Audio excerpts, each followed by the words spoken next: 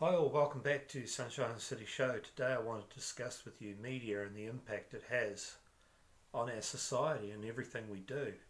As we know, we need newspapers, news, that kind of thing to have an idea of what's happening in the world. As of right now, we're kind of entering an end time scenario and media is more important than it's ever been. Unfortunately, media is letting us down. Media are quite willing to lie about political events and set up civil wars, Black Lives Matter. It's got to the point where we can't trust them anymore.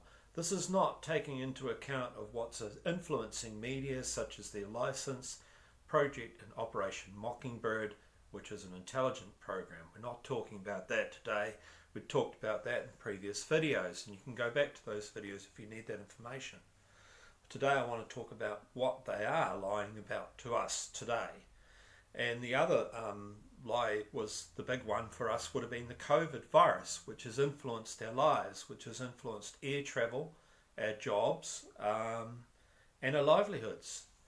And they're going to influence civil war and create a scenario where they operate a business and they're not interested in truth anymore, that they're operating a business of deceptions and lies, and they know better for us what they're going to create for us, and they're brainwashing the population. So as well as universities brainwashing us with liberal Marxist professors, we have media that we can't rely on anymore. Fortunately, social media has stepped up. Social media are doing the job that media could not do.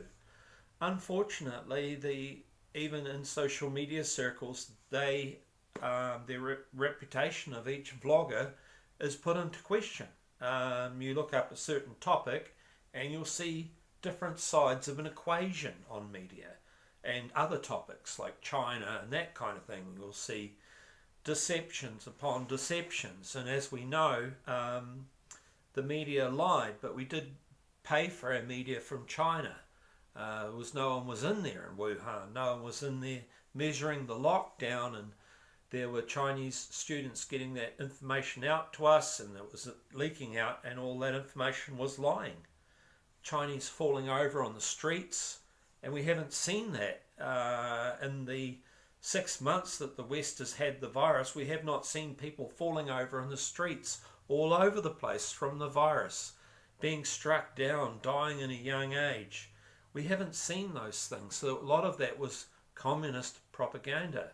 And so we had a problem with China because media and all our companies were subscribing to China because it was where all the money was coming from. All the funding for Hollywood, funding for media is all coming from China right now. And that's where the big money is. We're always told, and for New Zealand companies, to invest in China, to put your money in there, to go to China, put your company in there, and you start with a dual company, and they learn your secrets, they learn all your technology that you've created for hundreds of years, and they can start to copy you. And then they can start to mass produce it with slave labour, that kind of thing. So we're in danger when we have a media that's willing to lie, willing to turn a blind eye to China, which it's done for years. Communism, paying off politicians. Where are the journalists? Where is the that kind of thing? I mean, we had 60 Minutes Australia. Does it have to take the Australians to find out where the corruption is going in the Pacific? New Zealand companies weren't looking at it. New Zealand media wasn't looking at it. No documentaries from New Zealand media. It's all coming from Australia because New Zealand's very pro-China, and so they were picked up on that because we had a politician who was Chinese, who'd been training spies, that kind of thing. Again, media didn't really pick up on that. Media didn't. That was Australia media that was picking up on that. So the media is very compromised in New Zealand. It's very, very pro-China, getting the money from China, because to survive as a small country of 4.8 million, and you live far away, you can't cross your goods across the border. You're relying on investment and open to all countries. That's New Zealand. Even the Simon Bridges, the leader, said we're open to all countries. We're not going to knock down the doors of China or anything like that. We're not going to be crazy because that's big money for New Zealand. New Zealand needs all the money it can get. Well, look at us now in the lockdown. We've lost lots of jobs. We've lost a lot of things. And it's influenced us. 6 months into lockdown and semi-lockdowns, we had Queenstown affected by tourism, lack of tourists here. Now they're talking about opening up flying again. But then Brazil, countries like Brazil still have COVID. Even though we know the virus is fake, right? It can still affect your economy. So if you start opening up flights and then you've got a whole bunch of people coming into the country, hundreds upon hundreds of people, you can't put them all into hotel lockdowns for 2 weeks. It's impossible to keep a track on the whole thing. And they know that. And so this thing's been created on purpose to open up air travel everywhere. I think great, open up air travel, but why you've got people believing in the COVID lie and why you've got a Rockefeller file that says we're going to make wave 3 deadly until you get into that Wuhan and find out what's going on. We do have investigators in there. We have a New Zealander called Helen Clark who's going into China, Wuhan, to investigate it. She used to be the leader of New Zealand. Unfortunately, she sold New Zealand down the toilet to United Nations with John Key. They both got together, both major parties in New Zealand, and there was, pretty much you voted Labour or National in New Zealand, and there's just small parties. So when they got together and passed through the United Nations with block voting, because you can't, even if you're in a Labour and you vote no to United Nations, it still goes as yes if most of the people in Labour voted yes. Same with National, so they block voted it in. So between John Key, who used to work for George Soros, investing in taking down countries like Malaysia and making them go bust and then bringing them up again and making money from the bust. Well, John Key, that's what he was doing. We didn't even know. He came from a state house and went to Hawaii. He came back as a very rich investor and he became a prime minister like that, and we didn't know who he was. And he'd been called out on it by opposition, but at the end of the day, no one really cares.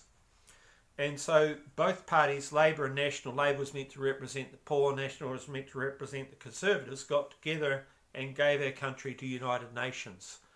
Well, media hasn't really exposed that either. They haven't exposed what United Nations has done.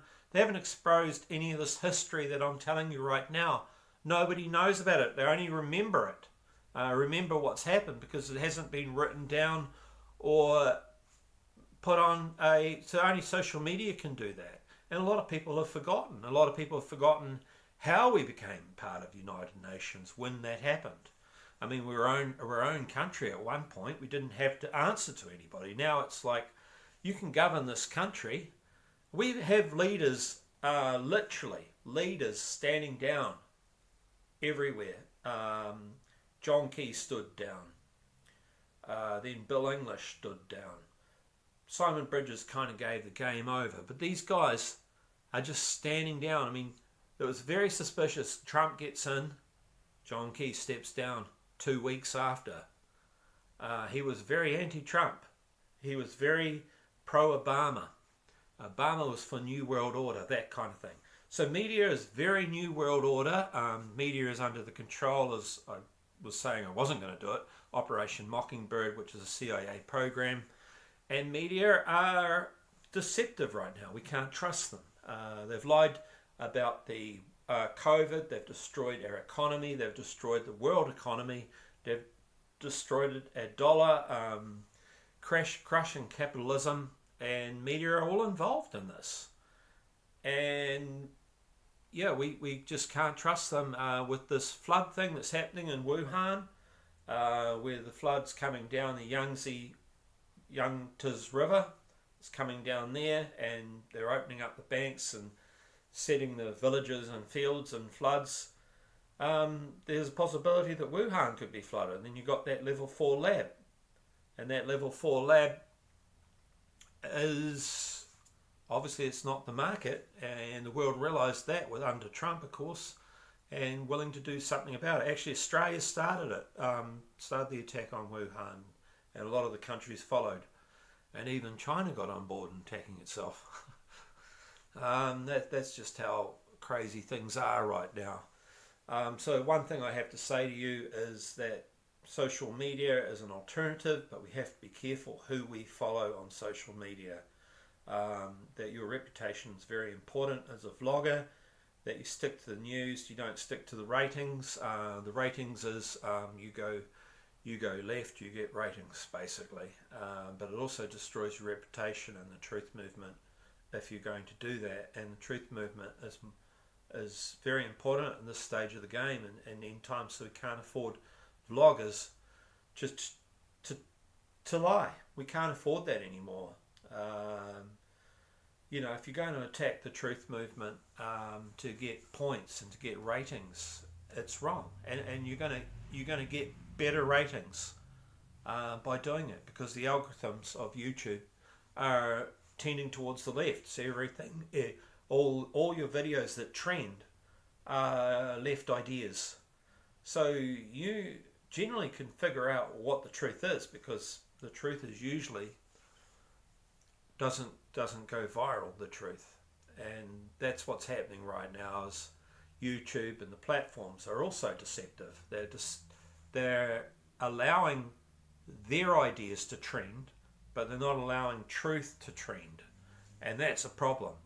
The big vloggers aren't as affected by it as the small vloggers. The small vloggers can see it a lot more than what the big vlogger who's got 1 million views upwards, they're not really affected like we are.